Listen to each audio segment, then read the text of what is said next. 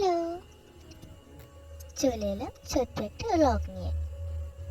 সকালবেলা স্নান টান সেরে লক্ষ্মী পূজার আয়োজন করতে হবে যে, সেই ব্লগটাই আজ তোমাদের জন্য। চলো রেডি হয়ে এবার পুজোর কাজ করা যায়।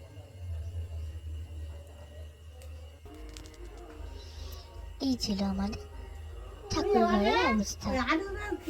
সব ধোয়া মোছা করে রেডি, শুধু ঠাকুর মশাই আসার অপেক্ষা। আর এই যে আমার বরটা ছোট্ট ছোট্ট ক্লিপ নিয়ে আমাকে ভিডিও বানিয়ে দিয়েছে। লক্ষ্মী পূজা বলে কথা, আলতা তো পড়তেই হবে। এই যে মা চিড়ের ভোগ আয়োজন করছে, ঠাকুরমশাই এসে গিয়েছে। আমার ছোটটা বায়না করছে নাড়ু খাবে, তাই মা বলছে দাঁড়া দাঁড়া, পূজাটা হয়ে যাক তারপর দেব। পূজা শুরু।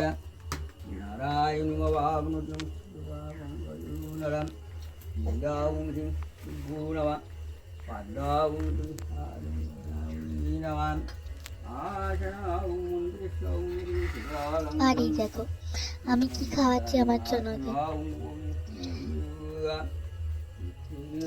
চিড়েতে যে ঢাবের জলটা এক্সট্রা হয়েছিল সেটা হয়েছে ওর ভাগ্যে। দেখো ঢাবের জল খাবে, কামড়া কামড়ি করছে। এই দেখো কি মিষ্টি হাসি। ব্যাস পুজো শেষ, এবারে পেট পুজো করতে হবে তো, তাই সব আবার জোগাড়ে নেমে পড়লাম দুজনে মিলে। লুচি, তরকারি, সিমুই পায়েস এইসবই হচ্ছিল আর কি। তোমরাও বলো কি কি খেলে লক্ষ্মী পূজার দিন, কমেন্ট করো।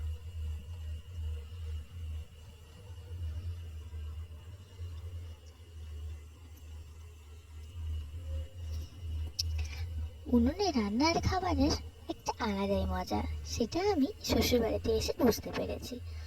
তোমরাও বলো কাদের কাদের ভালো লাগে উনুনের খাবার।